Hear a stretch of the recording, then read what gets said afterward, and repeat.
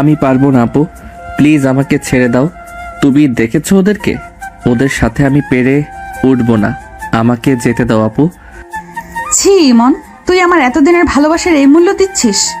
আজ একবার আমার কাছে আয়। তুমি কি পাগল হয়ে গেছো আপু? এখন যদি আমাদের পরিবার জানতে পারে তবে কি হবে একটাবারও ভেবে দেখেছো? আমার বাবা জানতে পারলে তো আমাকে মেরেই ফেলবে। না আপু, প্লিজ আমাকে এই ঝামেলার মধ্যে টেনো না। দেখ ইমন, এবার যদি তুই আমার কথা অমান্য করে না আসিস তবে আমি কি করব সেটা তুই ভালো করেই জানিস। তোকে এখনই আসতে হবে, মানে আসতে হবে। আর পরিবার জানা তো দূরে থাক, তোর কোনো ক্ষতি আমি হতে দিব না, এটা তুই খুব ভালো করেই জানিস। তাই এত ন্যাকামি না করে তাড়াতাড়ি আয়। কথাটা বলে ইমনকে কোনো কথা বলার সুযোগ না দিয়ে নীলা ফোনটা কেটে দিল। সে মনে মনে একটা মুচকি হাসলো, কারণ সে জানে যে ইমন যতই মুখে না বলুক নীলার বিপদের কথা শুনে সে কখনোই ঘরে বসে থাকতে পারবে না। নীলা একদম নিশ্চিন্ত হয়ে তার বান্ধবী অবন্তীর দিকে তাকালো। নীলার হাসি দেখে অবন্তী অবাক হয়ে গেল। কি রে, তুই এমন পাগলের মতো হাসছিস কেন? ইমন যে পরিমাণ ভীতু, তোর কি মনে হয় ও এখানে আসবে? ও জীবনেও আসবে না, খামোখা ওকে ফোন দিলি। আসবে আসবে, দেখিনিস ও আমার বিপদের কথা শুনেছে আর আসবে না? এমনটা হতেই পারে না। ও যতই ভীতু হোক ও আমার প্রতি ভীষণ পজিটিভ। ও যতই ভীতু হোক ও আমার প্রতি ভীষণ পজিটিভ। তুই এত শিওর হচ্ছিস কেন? ইমন তো তোকে ভালোবাসি না। তুই ওকে ভালোবাসিস দেখে মনে করিস ও তোকে ভালোবাসে, কিন্তু আসলে ইমন তোকে ওসব নজরেই দেখে না। তাই জেগে জেগে এমন স্বপ্ন দেখা বন্ধ কর। ও আমাকে অনেক কেয়ার করে, এটা আমি জানি। সব ভালোবাসা মুখে বলতে হয় না রে অবন্তী, কিছু ভালোবাসা বুঝে নিতে হয়। আমি যখন ওর চোখের দিকে তাকাই তখন ওর মনের সব অনুভূতি বুঝতে পারি। ওর মুখে বলার দরকার হয় না। ওই দেখ চলে এসেছে তো। নীলা হাতের ইশারায় সামনের দিকে আঙুল দিয়ে দেখালো। অবন্তী তাকিয়ে দেখলো খুব স্পিডে একটা বাইক চালিয়ে ইমন তাদের দিকেই আসছে। ইমনের চোখে মুখে রাজ্যের দুশ্চিন্তা। বাইকটা একদম তাদের সামনে এনে ব্রেক করে হেলমেট খুললো ইমন। নীলা একটা বিজয়ের হাসি দিয়ে ইমনের দিকে এগিয়ে গেল। কি সমস্যা তোমার? আমি কোনো ঝামেলায় জড়াতে পারবো না।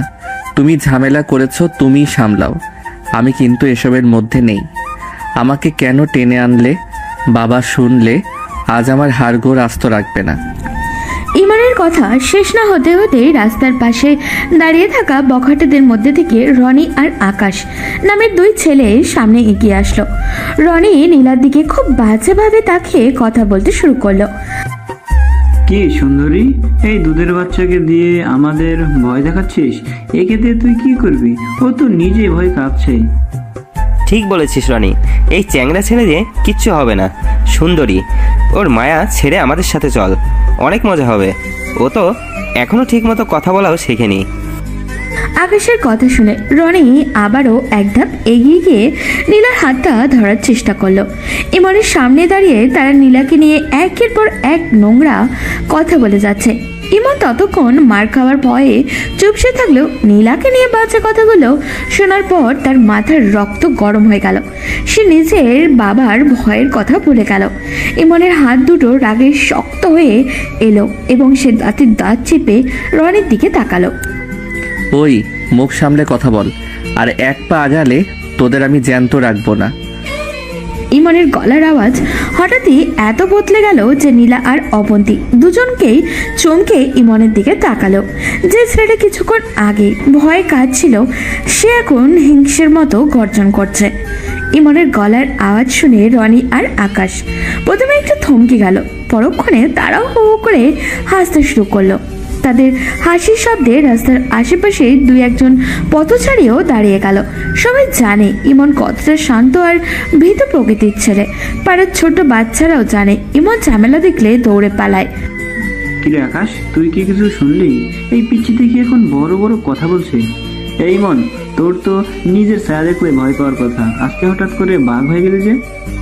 আরে ধর, ভয় পেলে গলার আওয়াজ হয়তো একটু জোরে বের হয়ে গেছে। এই পিচ্ছি, তুই জানিস আমরা কারা? আমাদের সাথে লড়তে আসিস না, উল্টো মার খেয়ে প্যান্ট ভিজিয়ে বাড়ি যাবি, তখন তোর বাবা তোকে আরও মারবে। বখাটেদের এমন অপমানজনক কথা শুনে আশেপাশের দু একজন যারা দাঁড়িয়েছিল তারাও মুখ টিপে হাসতে লাগলো। অবন্তী নীলার কানের কাছে গিয়ে ফিস ফিস করে বলল যে, নীলা দেখ, ইমন তো হাসির পাত্র হয়ে যাচ্ছে। ওকে আসলেও কিছু করতে পারবে, নাকি আমাদের আরো বিপদে ফেলবে? নীলা নিজেও খুব অবাক হয়ে ইমনের দিকে তাকিয়েছিল, কারণ সেও কখনো ইমনের এমন তেজ দেখেনি। অনেক নাটক হয়েছে, এবার এই কচি খোকনটাকে একটা থাপড় দিয়ে বিদায় করতো আকাশ। তারপর আমরা এই সুন্দরীদের নিয়ে একটু আড্ডায় বসবো। রনির কথা শেষ না হতে হতেই আকাশ হাত বাড়িয়ে ইমনের কলার ধরতে গেল, কিন্তু কেউ কিছু বুঝে ওঠার আগেই যা ঘটলো তা দেখে সবার চোখ কপালে উঠে গেল। ইমন একদম বিজলির মতো দ্রুত গতিতে আকাশের হাতটা ধরে ফেললো এবং এক ঝটকায় তার হাতটা মুচড়ে দিল। আকাশের মুখ দিয়ে ব্যথায় একটা বিকট শব্দ চিৎকারে বেরিয়ে আসলো। আহ মারে, ছেড়ে দে বলছি, আমার হাড় মনে হয় ভেঙে গেল। ইমন কোনো কথা না বলে আকাশের পেটে জোরে একটা লাথি মারল। আকাশ ছিটকে গিয়ে রাস্তার পাশের একটা ময়লা স্তূপের উপরে গিয়ে পড়ল। ইমনের এমন বিধ্বংসী রূপ দেখে রনি প্রথমে ঘাবড়ে গেলেও রাগে সে পকেটে থেকে একটা ফোল্ডিং চাকু বের করলো। তোর এত বড় সাহস, তুই আমাদের গায়ে হাত তুলিস? আজ তোকে মেরে ফেলবো। রনি চাকু নিয়ে ইমনের দিকে তেড়ে আসলো। নীলা আর অবন্তী ভয় চিৎকার করে উঠল, কিন্তু ইমন একদমই শান্ত হয়ে দাঁড়িয়ে থাকলো। রনি যখন চাকু দিয়ে আঘাত করতে চাইলো, ইমন খুব সাবধানে নিজেকে সরিয়ে নিল এবং রনির কবজি ধরে একটা মোচড় দিয়ে চাকুটা নিচে ফেলে দিল। এরপর শুরু হলো ইমনের তাণ্ডব। সে রনির শার্টের কলার ধরে একের পর এক ঘুষি মারতে লাগলো। ইমনের প্রতিটা খুশি ছিল দেখার মতো। রনির নাক মুখ দিয়ে রক্ত বের হতে শুরু করলো। তোদের সাহস কি করে হয় আমার আপুর দিকে হাত বাড়ানোর? তোরা জানিস না আমি কার ছেলে? আজকে তোদের হাড় গোড় সব আমি গুঁড়ো গুঁড়ো করে দেব। ইমন যেন এখন এক হিংস্র বাঘ। সে রনিকে মাটিতে ফেলে লাথি মারতে শুরু করলো। রনি আর আকাশ দুজনেই ইমনের মার খেয়ে মাটিতে গড়াগড়ি খাচ্ছে। কিছুক্ষণ আগে যারা ইমনকে দেখে হাসাহাসি করছিল তারা এখন ভয়ে দূরে সরে গেল। নীলা তো নিজের চোখেও বিশ্বাস করতে পারছে না। সে জানতো ইমন তাকে কেয়ার করে, কিন্তু ইমনের ভিতরে যে এমন একজন অ্যাকশন হিরো লুকিয়ে আছে সেটা সে স্বপ্নেও ভাবেনি। নীলা, এই কি সেই ইমন যাকে তুই বলতিস ও খুব ভীতু? ও তো দেখি একাই দুজনকে শেষ করে দিল। ইমন রনির উপরে চড়ে বসে তাকে মারছিল। নীলা দৌড়ে এসে ইমনের হাত ধরল। সে দেখল ইমনের চোখগুলো রাগে একদম লাল হয়ে আছে এবং সে জোরে জোরে হাঁপাচ্ছে। নীলার ছোঁয়ায় ইমন একটু শান্ত হলো। ইমন শান্ত হ, আর মারিস না, মরে যাবে তো, ছেড়ে দে ওদের। ইমন নীলার কথাগুলো শুনে রনিকে ছেড়ে দিয়ে উঠে দাঁড়ালো। সে তার শার্টের হাতা ঠিক করে পকেট থেকে রুমাল বের করে হাতের ধুলো মুছলো। এরপর সে রনি আর আকাশের দিকে তাকিয়ে এক চরম ধমক দিল। যদি এরপর তোদের এই এলাকায় দেখি তবে একদম জানে মেরে ফেলবো। কথা কি কানে গেছে? এখন দৌড়ে পালা এখান থেকে। রনি আর আকাশ জানে কোনো মতে ল্যাংড়াতে ল্যাংড়াতে ওখান থেকে দৌড়ে পালালো। ইমন যখন আবারও নীলার দিকে তাকালো তখন তার চোখে সে আগের মতো সহজ সরল ভাবটা ফিরে এসেছে। সে আবারও একটু আমতা আমতা করতে লাগলো। আপু এখন কি হবে? অনেক দেরি হয়ে গেছে। বাবা যদি জানতে পারে আমি রাস্তায় মারামারি করেছি তবে আমাকে তো আজ আস্ত রাখবে না। চলো তাড়াতাড়ি বাইকে ওঠো, তোমাকে বাড়িতে নামিয়ে দেই। ইমনের হঠাৎ এমন পরিবর্তন দেখে নীলা আর অবন্তী একে অপরের দিকে তাকিয়ে হাসতে লাগলো। নীলা বুঝলো ইমনের মনে তার জন্য যে ভালোবাসা আছে সেটা বিপদ দেখলে আগ্নেয়গিরির মতো ফেটে বের হয়। নীলা মুচকে হেসে ইমনের বাইকের পিছনে বসলো। বকটাতে সায়স্তা করে ইমন যখন বাইক স্টার্ট দিল তখন তার বুকটা ধকধক করছিল। সে বারবার রাস্তার চারিদিকে তাকাচ্ছিল কেউ তাকে দেখে ফেললো কিনা। নীলা মুচকে হেসে ইমনের পিছনে গিয়ে বসলো। অবন্তী একটা রিক্সা ঠিক করে দিয়ে তারাও রওনা দিল বাড়ির পথে। আপু শক্ত করে বসো, আমি কিন্তু খুব জোরে বাইক চালাবো। যত তাড়াতাড়ি সম্ভব বাসায় পৌঁছাতে হবে। বাবা যদি জেনে যায় আমি কলেজের নাম করে রাস্তায় মারামারি করেছি তবে আমার খবর আছে। তুই এত ভয় পাচ্ছিস কেন বলতো? আমি তো আছি। আর আজকে তুই যা করেছিস তারপর তো তোকে পুরস্কার দেওয়া উচিত। ইমন কোনো উত্তর দিল না, সে শুধু বাইকের স্পিড বাড়িয়ে দিল। শহরের ব্যস্ত রাস্তা পেরিয়ে তারা যখন একটু ফাঁকা রাস্তায় আসলো তখন নীলা দুষ্টুমি শুরু করলো। সে হুট করেই পেছন থেকে ইমনকে শক্ত করে জড়িয়ে ধরলো এবং তার পিঠের উপরে মাথা রাখলো। আরে আপু, করছো কি? ছাড়ো, লোকে দেখলে কি ভাববে? আর এভাবে ধরলে আমি তো বাইক চালাতে পারছি না। কে কি ভাবলো তাতে আমার কিছুই যায় আসে না, আমি এভাবেই বসে থাকবো। তোর খুব অসুবিধা হচ্ছে? নীলা শুধু জড়িয়ে ধরেই ক্ষান্ত হলো না, সে ইমনের কানের একদম কাছে মুখ নিয়ে গিয়ে ফিস ফিস করে কিছু একটা বলতে লাগলো। তার নিঃশ্বাসে গরম বাতাস ইমনের কানে লাগতেই ইমনের সারা শরীর যেন একটা অদ্ভুত শিহরণ খেলে গেল। সে ঠিকমতো বাইক কন্ট্রোল করতে পারছিল না। তুমি কি শুরু করেছো বলো তো আপু? এটা রাস্তা, কোনো সিনেমা না। প্লিজ ছাড়ো, আমি পড়ে যাব তো। তোমার এমন পাগলামির জন্য আমরা আজ অ্যাক্সিডেন্ট করব। অ্যাক্সিডেন্ট হলে হবে, তাও ভালো। তুই অন্তত আমার কাছে তো থাকবি। শোন ইমন, তুই কেন বুঝিস না যে তোকে আমি কতটা ভালোবাসি? আজকে তুই যেভাবে আমার জন্য লড়লি, তারপর তো আমি তোকে আর ছাড়ছি না। তুমি আমার বড় আপু হও, এই তুমি কি ধরনের কথা বলছো? মাথা কি খারাপ হয়ে গেছে তোমার? তুমি আমার সিনিয়র খালাতো আপু, এই সম্পর্কটা অন্তত মাথায় রেখো। লোকে শুনলে হাসাহাসি করবে। ইমনের কথা শুনে নীলা একটু রেগে গেল। সে ইমনের কাঁধে ছোট করে একটা কামড় দিল। ইমন ব্যথায় উফ করে উঠল, কিন্তু বাইক থামাতে পারল না। নীলা এবার আরো শক্ত করে তাকে জড়িয়ে ধরল। খবরদার, আর একবার যদি তুই বলেছিস তবে তোকে বাইক থেকে ফেলে দেব। আমি তোর থেকে বয়সে মাত্র কয়েক বছরের বড়, খুব একটা সিনিয়র না যে সারাক্ষণ আপু আপু করতে হবে। আর শোন, তুই যতই বলিস আমাকে ভালোবাসিস না, কিন্তু আজকে আমি বুঝে গেছি তুই আমাকে ঠিক কতটা ভালোবাসিস। ভালো না বাসলে কেউ জান বাজি রেখে এমন মারামারি করতে পারে না। শোনো আপু, এটা তোমার একদম ভুল ধারণা। তোমার জায়গায় অন্য কোনো মেয়ে থাকলেও আমি ঠিক এই কাজটাই করতাম, কারণ মেয়েদের সম্মান আগে। এটা আমার দায়িত্ব ছিল, কোনো ভালোবাসা না। তুমি ভুলভাল ভেবে নিজেকে কষ্ট দিও না। আচ্ছা, অন্য মেয়ে হলেও করতিস? তাহলে অন্য মেয়ের জন্য কি তোর চোখগুলো অমন লাল হয়ে যেত? অন্য মেয়ের জন্য কি তোর হাত এমন কাঁপতো? মিথ্যে বলা বন্ধ কর ইমন। তুই আমাকে ভালোবাসিস, কিন্তু ভয়ে সেটা স্বীকার করছিস না। আমি কোনো ভয় পাচ্ছি না, আমি শুধু বাস্তবটা বলছি।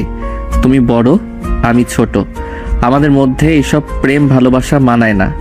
আর তাছাড়া আমাদের ফ্যামিলি কোনোদিন এটা মেনে নেবে না, বিশেষ করে আমার বাবা। নীলা এবার ইমনের কানের কাছে মুখ নিয়ে আলতো করে হাসলো।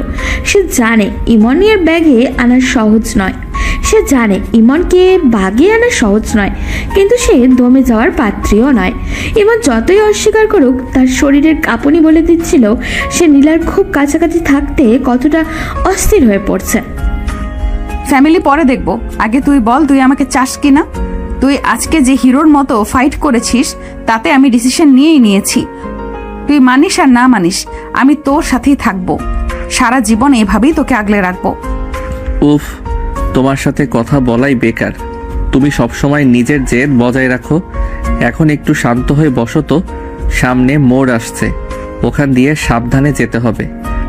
নীলা আর কিছু বলল না, কিন্তু সে ইমনের পিঠ থেকে মাথা সরালো না।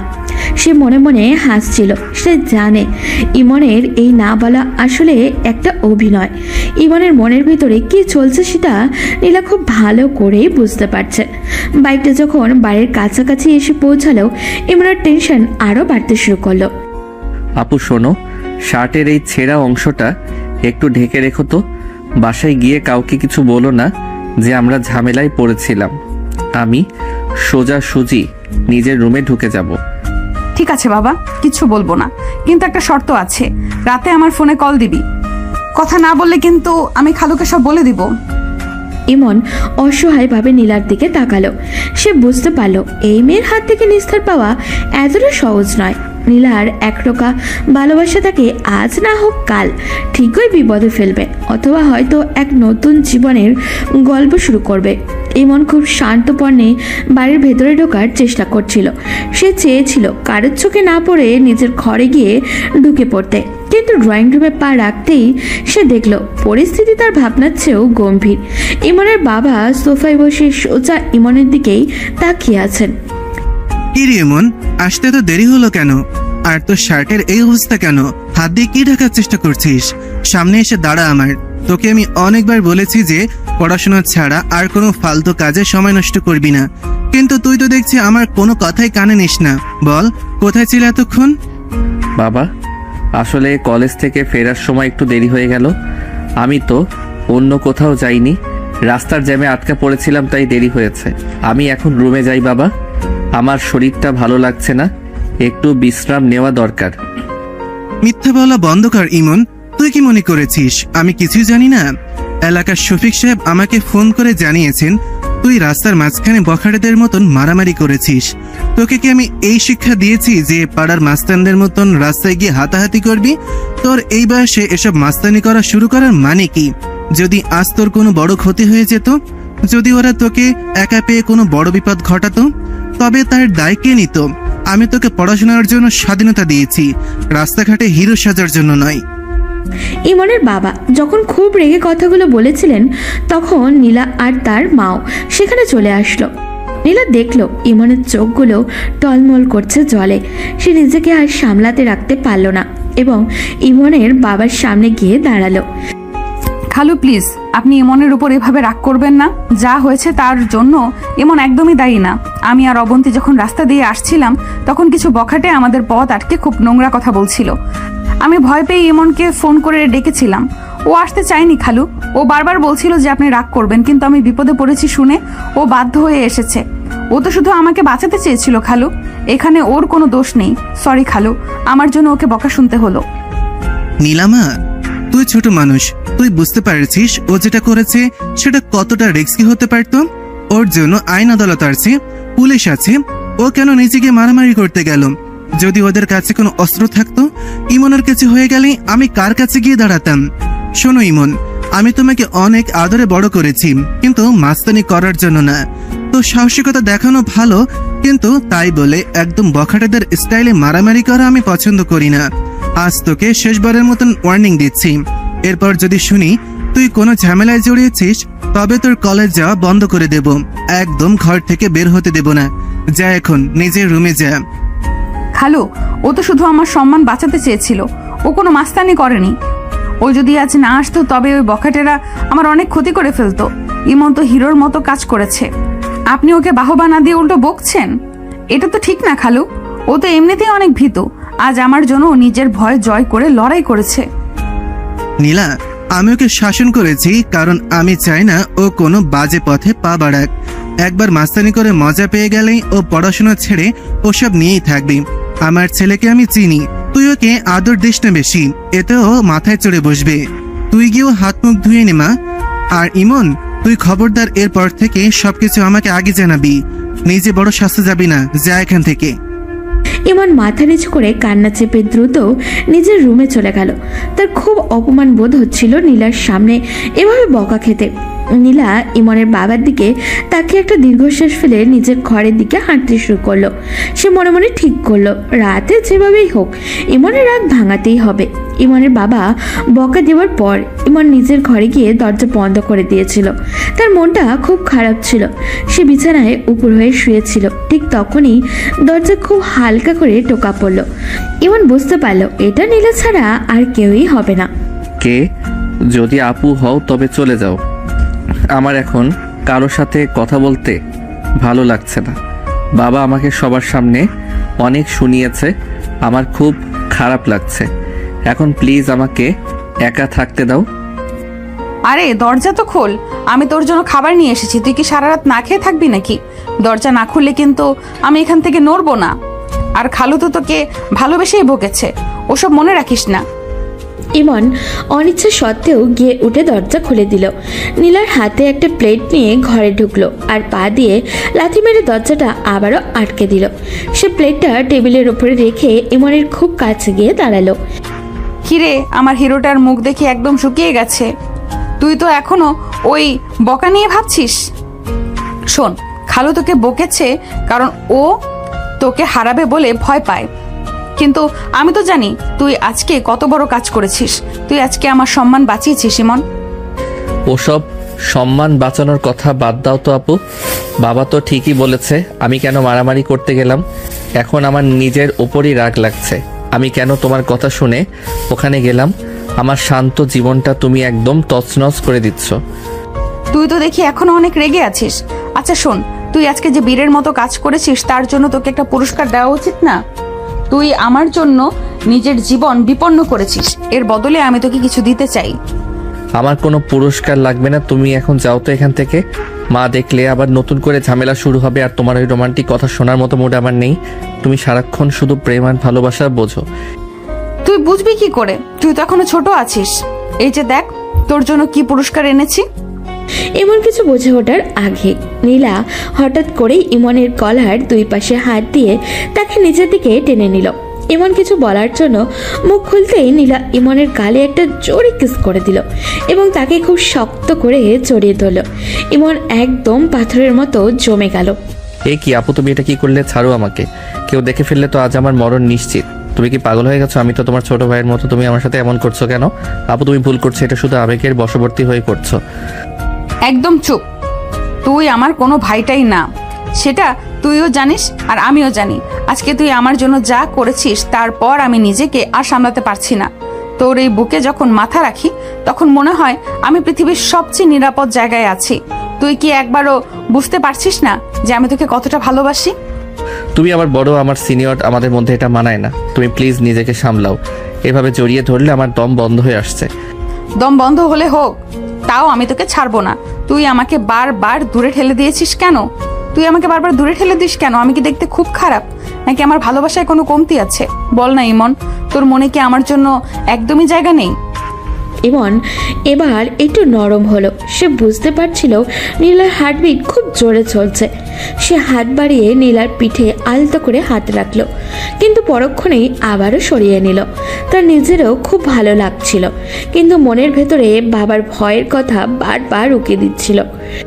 আপু তুমি সুন্দর, তোমার মনও ভালো, কিন্তু আমাদের ফ্যামিলি কোনোদিন এটা মানবে না। বাবা তোমাকে অনেক আদর করে, সে যখন জানবে আমরা এসব করেছি তখন সে আমাকে ত্যায্য পুত্র করে দেবে। আমি তোমাকে হারাতে চাই না, কিন্তু এই সম্পর্কটা আমাদের ধ্বংস করে দেবে। তুই শুধু ভয় পাস কেন রে? আমি তো আছি, দরকার হলে আমি খালুর পা ধরে বুঝিয়ে বলবো, কিন্তু তোকে ছাড়া আমি অন্য কাউকে বিয়ে করতে পারবো না। আজকে তুই আমাকে যেভাবে আগলে রেখেছিস তাতে আমি বুঝে গেছি তুই ছাড়া আমাকে কেউ সুখী করতে পারবে না। তুমি খুব জেদি আপু, নিজের জেদ দিয়ে তুমি সবকিছু জয় করতে চাও, কিন্তু জীবনটা এত সহজ না। এখন যাও তো, রাতে মা রুমে আসতে পারে, কাল কথা বলবো। আচ্ছা যাচ্ছি, তবে যাওয়ার আগে আরো একবার। নীলা আবারও ইমনের কপালে একটা চুমু দিয়ে মুচকি হেসে ঘর থেকে বেরিয়ে গেল। ইমন তার কপালে হাত দিয়ে অনেকক্ষণ দরজার দিকে তাকিয়ে থাকলো। সে বুঝতে পারল নীলার এই পাগল করা ভালোবাসা থেকে সে আর কোনোভাবেই পালাতে পারবে না। তার শান্ত জীবনটা এখন ঝড়ের মুখে পড়েছে। পরদিন সকাল থেকেই ইমনের বাড়িতে একটা উৎসবের মতো আমেজ। আজ ইমনের ইন্টার পরীক্ষার রেজাল্ট দেবে। নীলা আর তার মা বাবাও সকাল সকাল চলে এসেছে। সবাই সোফায় বসে আছে আর ইমন ল্যাপটপ নিয়ে রেজাল্ট চেক করছে। ওরে ইমন, দেখ তো বাবা রেজাল্ট দিল কিনা। আমার তো ভয়ে হাত পা কাঁপছে। ছেলেটা দিনরাত কষ্ট করে পড়াশোনা করেছে, আল্লাহ যেন একটা ভালো ফল দেয়। আপা, আপনি চিন্তা করবেন না। ইমন অনেক মেধাবী ছেলে, ও নিশ্চয়ই অনেক ভালো করবে। নীলা তো কাল রাত থেকে ইমনের রেজাল্ট নিয়ে তসবি পড়ছে। বাবা মা, আমি A+ পেয়েছি, গোল্ডেন A+ এসেছে আমার। আলহামদুলিল্লাহ আলহামদুলিল্লাহ। আমি জানতাম আমার ছেলে আমার মুখ উজ্জ্বল করবে। আয় বাবা, আমার বুকে আয়। তোর এই খুশির দিনে আমি অনেক আনন্দিত। অভিনন্দন নিমন, তুমি আমাদের সবার গর্ব। নীলা, দেখলি তো তোর ভাই কত ভালো রেজাল্ট করেছে। মিষ্টি নিয়ে আয় জলদি, সবাইকে মুখ মিষ্টি করাতে হবে। আমি জানতাম ইমন এমন রেজাল্টই আসবে। অভিনন্দন ইমন, তুই আসলেও একটা জিনিয়াস। আমি আজকে অনেক খুশি হয়েছি। সবাই মিলে আনন্দ করছিল আর মিষ্টি খাচ্ছিল। হাসাহাসি মাঝখানে ইমনের বাবা হঠাৎই গম্ভীর হলেন এবং ইমনের দিকে তাকিয়ে তার ভবিষ্যতের কথা জানতে চাইলেন। ইমন, রেজাল্ট তো ভালো হলো, এবার বল তোর ভবিষ্যৎ প্ল্যান কি? তুই কোন কলেজে বা ভার্সিটিতে ভর্তি হতে চাস? তোর জন্য আমি এখন থেকে টাকা জমানো শুরু করব। বাবা আসলে আমি একটা কথা ভাবছিলাম, যদি তোমরা অনুমতি দাও তবে আমি এবার অনার্সের জন্য দেশের বাইরে আবেদন করতে চাই। আমি কয়েকটা বিদেশি ভার্সিটিতে স্কলারশিপের জন্য অ্যাপ্লাই করেছি। আমার খুব ইচ্ছা আমি বাইরে থেকে পড়াশোনা শেষ করব। যদি স্কলারশিপটা হয়ে যায় তবে আমার পড়ার খরচও লাগবে না। বাইরে যাবি মানে? আমাদের ছেড়ে তুই অত দূরে থাকবি কি করে? না না, ওসব বাইরে যাওয়ার দরকার নেই। দেশেই ভালো ভার্সিটিতে কি পড়ার জায়গা হবে না? দেখ ইমন, তুই আমার একমাত্র ছেলে, তোকে চোখের আড়াল করতে আমারও খুব কষ্ট হবে, কিন্তু আমি চাই না আমার ভালোবাসার জন্য তোর উজ্জ্বল ভবিষ্যৎ নষ্ট হোক। তুই যদি মনে করিস বাইরে গেলে তোর উন্নতি হবে, তবে আমি তোকে বাধা দেব না। তোর ভালো ভবিষ্যতের জন্য তুই যেটা ঠিক মনে করবি, আমি সবসময় তোর পাশে আছি। তুই আবেদন কর। থ্যাংক ইউ বাবা, আমি জানতাম তুমি আমাকে বুঝবে। আমি আসলে আমার ক্যারিয়ার নিয়ে অনেক বড় স্বপ্ন দেখি। বাইরে থেকে ডিগ্রি নিতে পারলে আমার জন্য অনেক ভালো হবে। বাড়ির সবাই যখন ইমনের প্রশংসায় ব্যস্ত, ঠিক তখন নীলা একদম চুপ হয়ে গেল। তার হাত থেকে মিষ্টির প্লেটটা যেন পড়ে যেতে চাইল। সে কল্পনাও করতে পারেনি যে ইমন তাকে ছেড়ে দূরে চলে যাওয়ার কথা এভাবে সবার সামনে বলে দিবে। ইমন, তুই কি সিরিয়াসলি বাইরে যাওয়ার কথা বলছিস? তুই একবারও ভাবলি না যে তুই চলে গেলে আমাদের কি হবে? মানে তুই একা এত দূরে থাকবি কি করে? আপু, এটা তো আমার ক্যারিয়ারের প্রশ্ন। এখন কষ্ট করে বাইরে গেলে ভবিষ্যতে অনেক ভালো কিছু করতে পারবো। এখানে কান্নাকাটি বা মন খারাপ করার কিছু নেই। তুমি খুশি হও যে আমি সুযোগ পাচ্ছি। খুশি হব? আমি কি করে খুশি হব ইমন? তুই কি একবারও আমার কথা ভাবলি না? তুই তো খুব সহজেই যাওয়ার কথা বলে দিলি। একবারও মনে হলো না যে কেউ একজন এখানে তোর জন্য অপেক্ষা করবে? নীলা, তুই এমন করছিস কেন মা? ছেলেটা বড় হতে চায়, আমাদের উচিত ওকে সাহস দেওয়া। ও তো আর সারা জীবনের জন্য যাচ্ছে না, পড়াশোনা শেষ করে তো ফিরে আসবে। না খালামুনি, আপনারা বুঝছেন না। ও আসলে নিজেকে খুব চালাক মনে করে। ও চাইছে সবার থেকে দূরে চলে যেতে, কিন্তু ও ভুলে যাচ্ছে যে দূরত্ব বাড়লে ভালোবাসা কমে যায় না।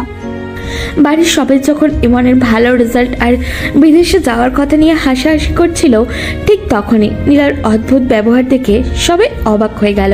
নীলা যেভাবে প্লেট রেখে গটগট করে চলে যাচ্ছিল, সেটা দেখে ইমনের বাবা মা একে অপরের মুখের দিকে তাকাতে লাগলেন। নীলামা, কি হলো? তুই হঠাৎ এভাবে রাগ করে চলে যাচ্ছিস কেন? ইমন কি তোকে কিছু বলেছে? ওরে নীলা, দাঁড়া, বড়রা কথা বলছে আর তুই এভাবে মাঝপথ থেকে চলে যাচ্ছিস, এটা কেমন ব্যবহার? আরে আপা, ওকে বকবেন না। নীলা আর ইমন তো ছোটবেলা থেকেই একসাথে বড় হয়েছে, পিঠাপিঠি ভাই বোনের মতো সবসময় ঝগড়ার খুনসুটি করে।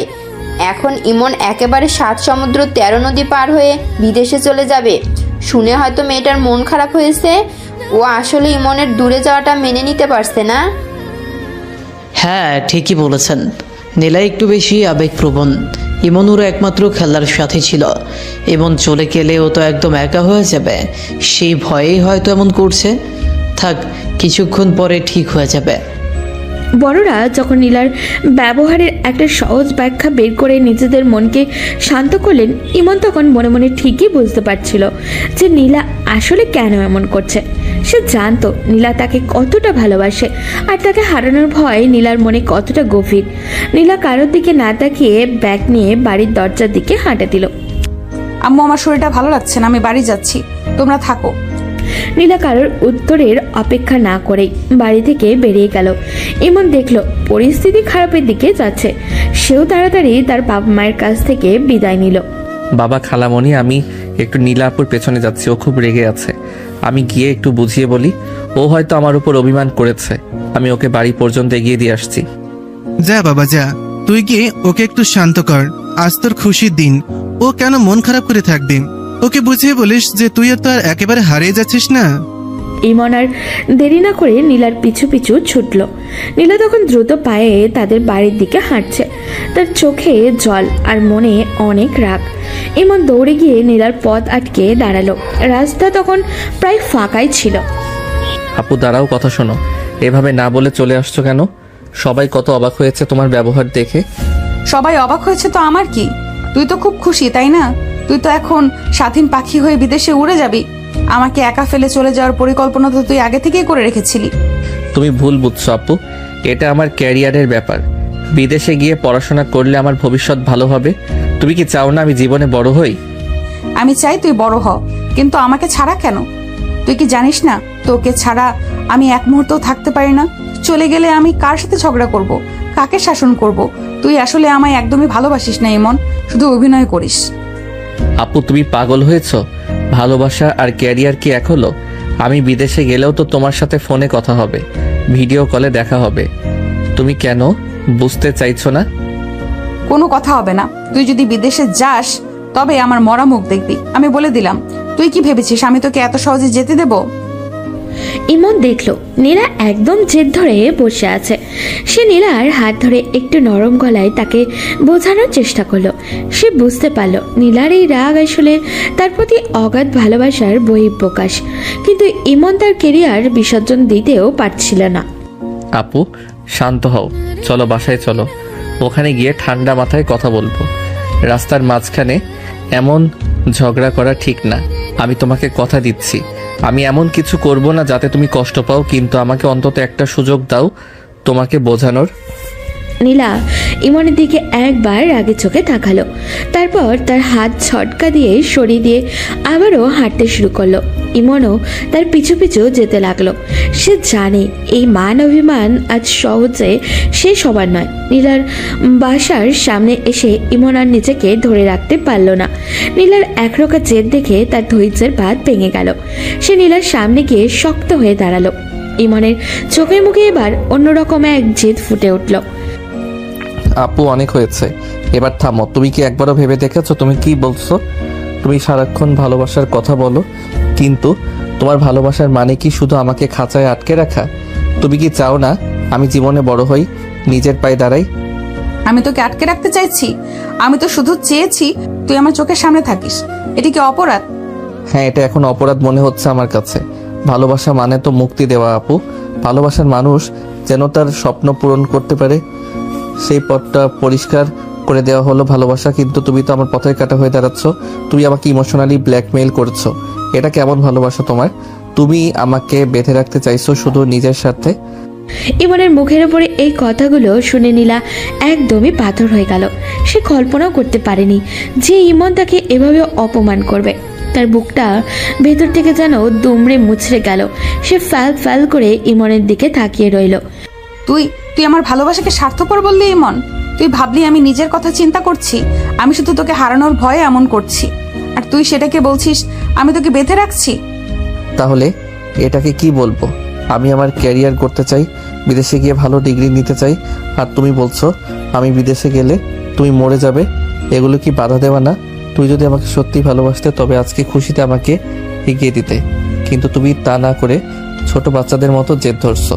তোমার এই ভালোবাসা আমাকে দম বন্ধ করে দিচ্ছে আপু। বিশ্বাস করো আমি খুব ক্লান্ত বোধ করছি। ইমনের প্রতিটা কথা তীরের মতো নীলার বুকে গিয়ে বিঁধল। নীলার মনে হতে লাগলো সে কি সত্যিই খুব বেশি বাড়িয়ে ফেলেছে? সে কি সত্যি ইমনের উন্নতির পথে বাধা হয়ে দাঁড়িয়েছে? ইমনের চোখে সে আজ অপরাধী হয়ে গেল। নীলার চোখ দিয়ে টপ টপ করে জল পড়তে লাগলো। আমি কখনো ভাবিনি তুই আমার অনুভূতিগুলোকে এভাবে অপমান করবি। তুই বললি ভালোবাসা মানে মুক্তি। ঠিক আছে, আমি তোকে মুক্তি দিলাম। তুই যা, যেখানে খুশি যা। আমার কোনো কথা তোকে আর শুনতে হবে না। আমি বুঝে গেছি আমার ভালোবাসার তোর কাছে কোনো দাম নেই। তুই শুধু দেখলি আমি তোকে বাধা দিচ্ছি, কিন্তু কেন দিচ্ছি সেটা একবারও বোঝার চেষ্টা করলি না। বোঝার মতো কি আছে এখানে? তুমি শুধু নিজেকে নিয়ে ভাবো। তুমি চাও আমি সারা জীবন তোমার হাতের পুতুল হয়ে থাকি, কিন্তু আমারও তো একটা স্বপ্ন আছে, আমার বাবার স্বপ্ন আছে। আমি কি সেসব তোমার এই জেদের জন্য বিসর্জন দেব? তুমি যদি সত্যি আমাকে ভালোবাসো তবে আমার স্বপ্নকে সম্মান করতে শেখো। এভাবে কান্নাকাটি করে নাটক করা বন্ধ করো। নাটক? ইমন যখন নীলার কান্নাটাকে নাটক বলল তখন নীলার পায়ের তলা থেকে যেন মাটি সরে গেল। সে হাসবে না কাঁদবে বুঝে উঠতে পারছিল না। যে ছেলের জন্য সে সারা দুনিয়ার সাথে লড়তে পারে সেই ছেলেই আগে তাকে এত বড় অপবাদ দিল।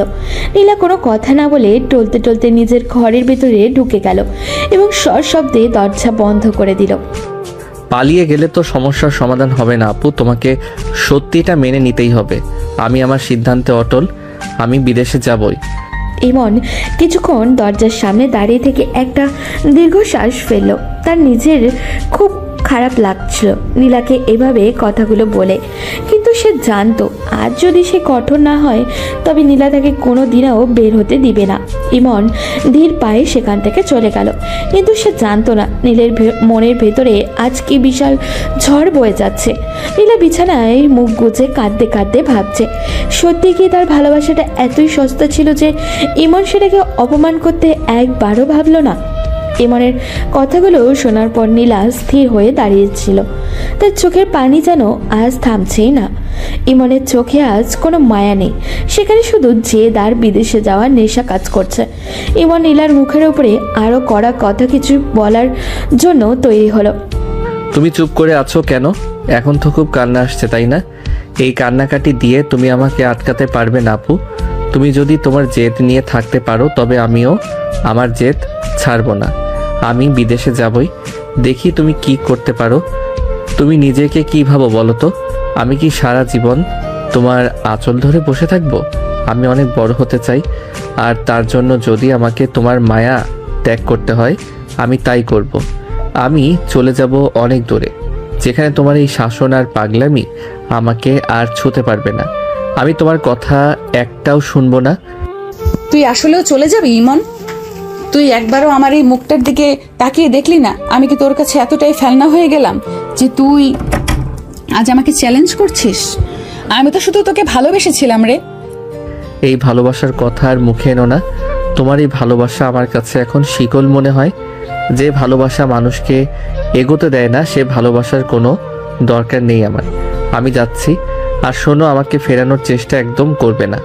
আজ থেকে আমি যা খুশি করব, যেখানে খুশি যাব। তুমি তোমার মতো থেকো, আমাকে আর বিরক্ত করার দরকার নেই। কথাটা বলেই ইমন রাগে গট গট করে সেখান থেকে চলে গেল। সে একবারও পেছন ফিরে তাকালো না যে নীলা কিভাবে দাঁড়িয়ে আছে। নীলা ইমনের যাওয়ার পথের দিকে তাকিয়ে রাস্তার উপরেই বসে পড়ল। তার বুক ছিঁড়ে একটা চিৎকার বের হতে চাইল, কিন্তু গলা যেন দলা পাকিয়ে আটকে যাচ্ছে ওর। তুই আমাকে এইভাবে ছোট করে চলে গেলি ইমন? তুই ভাবলি আমি তোর ক্যারিয়ারের শত্রু? ওরে পাগল, আমি তোকে ছাড়া বাঁচবো না বলেই তো ওভাবে আগলে রাখতাম। তুই আমার ভালোবাসাকে নাটক বললি। আমার কান্না তোর কাছে আজ নাটক মনে হলো? ঠিক আছে ইমন, আমি হেরে গেলাম। তোর জিদি জিতলো। তুই আমাকে যেভাবে অপমান করলি, তারপর আর আমার তোকে ধরে রাখার কোনো অধিকার নেই। আমি তোকে মুক্ত করে দিলাম রে, একদম মুক্ত করে দিলাম। নীলার কান্নার আশেপাশের বাতাস যেন ভারী হয়ে উঠল। সে ডুকরে ডুকরে কাঁদছিল, আর রাস্তার ধুলোয় তার চোখের পানি মিশে যাচ্ছিল। যে নীলা সব সময় হাসি মুখে সবাইকে মাতিয়ে রাখতো, সেই মেয়েটা আজ রাস্তার পাশে বসে এক রাশ ঘৃণা আর অবহেলার শিকার হয়ে পড়ে আছে।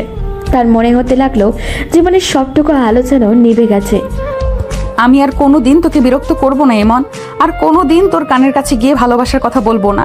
তুই অনেক বড় হ, অনেক দূরে যা, কিন্তু একটা কথা মনে রাখিস, এই নীলা তোর ভালো ছাড়া আর কিছুই চায় না। তুই আমার মনটাকে আজ এমন ভাবে ভাঙলি যে এটা জোড়া লাগানোর ক্ষমতা কারণ নেই। তুই যখন বিদেশে যাবি তখন হয়তো বুক ভরে শ্বাস নিতে পারবি, কিন্তু আমার কথা কি একবারও মনে পড়বে না? তুই কি করে পারলি আমার সাথে এমন করতে? নীলা কোনো মতে উঠে দাঁড়িয়ে টলতে টলতে নিজের ঘরের দিকে হাঁটা দিল। তার পা দুটোর জন্য আজ চলছে না। প্রতিটি পদক্ষেপে সে অনুভব করছিল ইমনের সেই কড়া কথাগুলো। ইমনের সেই রাগী মুখটা বারবার তার চোখের সামনে ভেসে উঠছিল। নীলা নিজের রুমে ঢুকে দরজাটা ভেতর থেকে আটকে দিল। আজ থেকে তোর জন্য মরে গেছি ইমন। তুই যাস বিদেশে, তুই যা খুশি করিস। আমি তোকে আর কোনোদিন ফোন দেব না, তোর সামনেও আসবো না। তুই যে মুক্তি চেয়েছিস, সেই মুক্তি আমি তোকে আজ দিয়ে দিলাম। কিন্তু মনে রাখিস ইমন, এই নীলার মতো করে তোকে আর কেউ কোনোদিন ভালোবাসবে না, কেউ না। নীলা বিছানায় শুয়ে উপর হয়ে কাঁদতে কাঁদতে লাগলো। তার কান্নার শব্দ দেয়াল ভেদ করে বাইরে আসছিল না ঠিকই, কিন্তু তার কান্নার শব্দ দেয়াল ভেদ করে বাইরে আসছিল না ঠিকই, কিন্তু তার হাহাকার আকাশ বাতাস কাঁপিয়ে দিচ্ছিল। অন্যদিকে ইমন বাড়ি ফেরার পথে বারবার অস্থির বোধ করছিল, কিন্তু নিজের জেদকে সে কিছুতেই দমতে দিচ্ছিল না। সে জানতো না আজকের এই ঝগড়া তাদের জীবনের মোড় চিরতরে ঘুরিয়ে দিতে চলেছে। সেদিনের সেই ভয়ঙ্কর ঝগড়ার পর পুরো একটা মাস কেটে গেছে। এই এক মাসে ইমন আর নীলার মধ্যে কোনো কথা হয়নি, দেখাও হয়নি তাদের। ইমন নিজের জেদ নিয়েছিল, আর নীলা তার অপমানের কষ্ট নিয়ে নিজেকে রুমের মধ্যে বন্দি করে ফেলেছিল। দুজনের মাঝখানে এখন এক বিশাল অভিমানের পাহাড়। আজ 1 মাস হয়ে গেল, ও একবারও আমাকে ফোন দিল না, একবারও খোঁজ নিল না আমি কেমন আছি। ও কি সত্যি আমাকে ভুলে গেল, নাকি ও এখন আমার উপর অনেক রেগে আছে? না, আমি কেন আগে কথা বলবো? ও যদি আমার স্বপ্নকে সম্মান না করতে পারে, তবে আমারও দায়ী নেই ওর কাছে যাওয়ার। আমি আমার লক্ষ্যে পৌঁছে দেখাবো। এরই মাঝখানে ইমনের সেই কাঙ্ক্ষিত দিনটি চলে আসলো। আমেরিকার একটা নামকরা ইউনিভার্সিটি থেকে তার অফার লেটার চলে এসেছে। সে ফুল স্কলারশিপ পেয়েছে। ইমনের বাড়িতে খুশির বন্যা বয়ে যাচ্ছে। ইমনের বাবা মা আর নীলার বাবা মা মিলে সব প্যাকিং শেষ করলো। সবাই খুব খুশি, শুধু দুজনের মনের ভেতরটা পুরো ছাড়খাড় হয়ে যাচ্ছিল। দেখ ইমন, আজ তোর যাওয়ার দিন চলে আসলো। আমি ভাবতেই পারছি না তুই আমার চোখের আড়াল হয়ে যাবি। তুই ওখানে গিয়ে ঠিকমতো খাওয়া দাওয়া করিস। আর নীলার কথা ভেবে আমার খুব খারাপ লাগছে। মেয়েটা আজ 1 মাস ধরে কেমন হয়ে গেছে। ও কেন আমাদের বাসায় আসছে না রে? ও আসবে ঠিকই, দেখিস। আজ তো ইমন চলে যাবে, ও নিশ্চয়ই আসবে ওকে বিদায় দিতে। ছোটবেলা থেকে ওরা কত কাছাকাছি ছিল, আজকে না কথা না বলে চলে যাবে। ইমন, তুই কি নীলাকে ফোন দিয়েছিস? না বাবা, আমি কেন ফোন দেব? ওর যদি আসতে ইচ্ছা হয় ও আসবে। আমি এখন খুব ব্যস্ত, অনেক কিছু গুছাতে হবে আমাকে। আর ওর কথা বলো না। অবশেষে বিকেলের দিকে এয়ারপোর্টে যাওয়ার সময় হলো। ইমন ব্যাগপত্র গুছিয়ে গাড়িতে তুলল।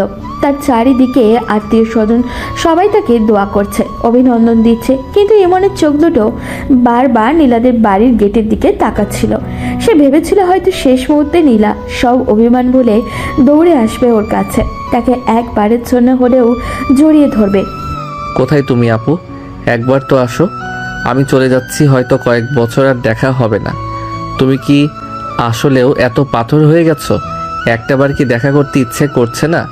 আমি তো রাগের মাথায় অনেক কথাই বলেছি, তুমি কি তা মাফ করতে পারো না? ইমন গাড়িতে ওঠার আগে অনেকক্ষণ দাঁড়িয়ে থাকলো। সে বারবার ঘাড় ঘুরিয়ে নীলাদের বাড়ির ওপরতলার ব্যালকনির দিকে তাকাচ্ছিল, কিন্তু সেখানে কাউকেই দেখছিল না। ইমন বুঝলো নীলা হয়তো তাকে আর কোনোদিনও ক্ষমা করবে না। অন্যদিকে নীলা তখন তার রুমের ব্যালকনির পর্দার আড়ালে লুকিয়ে দাঁড়িয়েছিল। তার চোখ দিয়ে অঝরে জল পড়ছিল। সে এমনভাবে লুকিয়েছিল যেন ইমন তাকে দেখতে না পায়। তুই চলে যাচ্ছিস ইমন? সত্যি আমায় একা করে চলে যাচ্ছিস? একবার তো ডাকলি না, একবার তো এসে হাতটা ধরলি না। তুই যে মুক্তি চেয়েছিলি, আজ সেই মুক্তি তোকে দিয়েছি। আমি তোর সামনে আসবো না রে। আসলে হয়তো আবার তোকে আটকে ফেলবো। তুই অনেক বড় হ ইমন, অনেক বড় হ। কিন্তু আমি জানি তুই যাওয়ার সময় আমাকেই খুঁজছিস। আমারও বুকটা ফেটে যাচ্ছে তোকে একবার ছুঁয়ে দেখার জন্য, কিন্তু তোর দেওয়া ওই অপমান আমি ভুলতে পারছি না রে। ইমনের গাড়িটা যখন স্টার্ট দিল তখন ইমনের বুকের ভেতরটা হাহাকার করে উঠল। সে জানলা দিয়ে শেষবারের মতো ব্যালকনির দিকে তাকালো। তার মনে হলো পর্দার আড়ালে কেউ একজন দাঁড়িয়ে আছে। ইমনের চোখের কোণে 1 ফোঁটা জল জমা হলো। সে দ্রুত চোখ মুছে নিল যাতে কেউ না দেখতে পায়।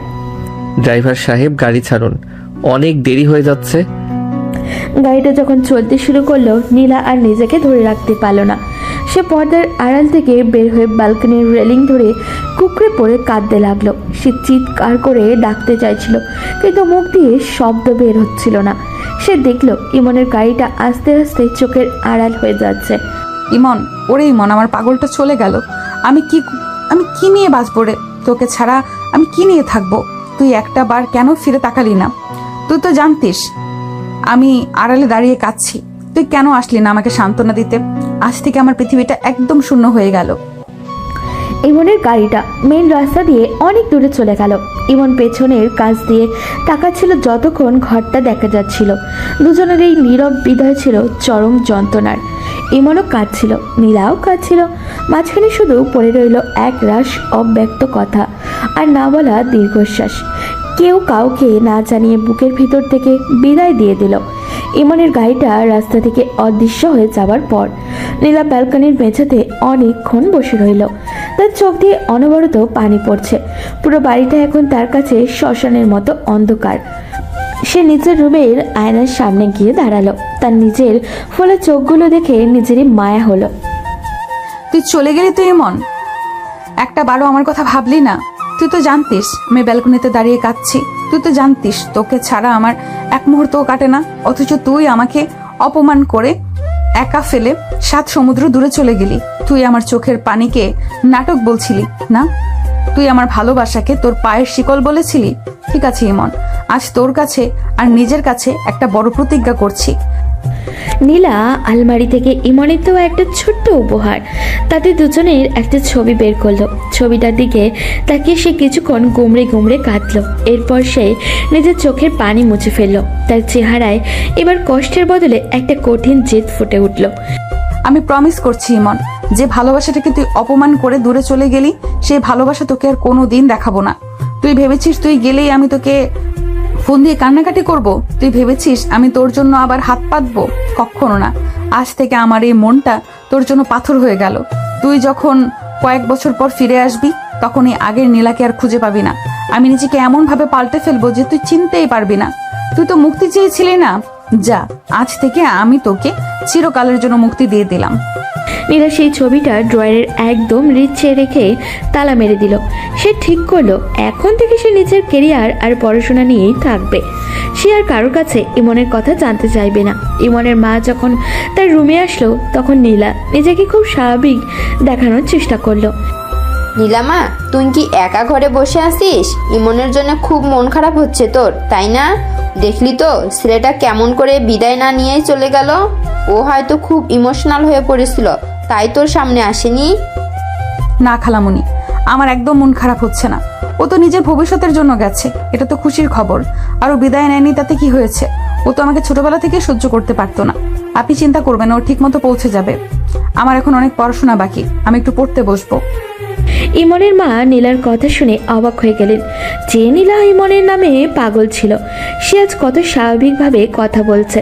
তিনি দীর্ঘশ্বাস ফেলে রুম থেকে বেরিয়ে গেলেন। নীলা দরজা আবারও আটকে দিল। ভেতর থেকে তার বুকের ফেটে কান্না আসছিল, কিন্তু সে দাঁতের দাঁত চিপে সেই কান্না গিলে ফেলল। তুই দেখবি ইমন, আমি কত বড় পাথর হতে পারি। তুই আমাকে যতবার ফোন দিবি ততবার আমি তোকে এড়িয়ে চলবো। তুই যখন বিদেশে একা হয়ে যাবি তখন আর আমাকে খুঁজবি, তখন তুই বুঝবি কাউকে অবহেলা করার যন্ত্রণা কতটা। তুই আমার ভালোবাসাকে ছোট করেছিস, এর শোধ আমি নেবই।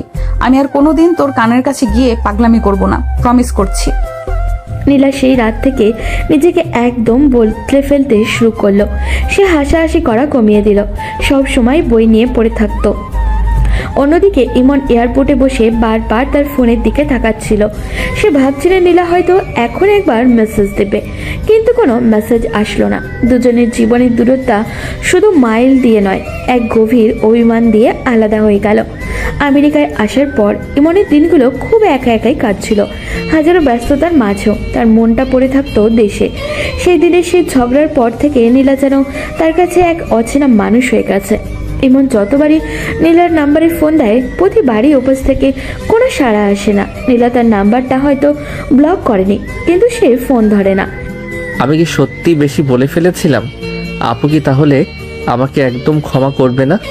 একবার তো অন্তত কথা বলা উচিত। আমি তো ওর কাছে মাফ চাইতেও পারছি না। এভাবে কতদিন চলবে? ইমন বুদ্ধি করে এবার অন্য পথ ধরল। সে জানে নীলা তার নিজের ফোন ধরবে না, তাই সে নিয়ম করে নীলার মাকে ভিডিও কল দেওয়া শুরু করলো।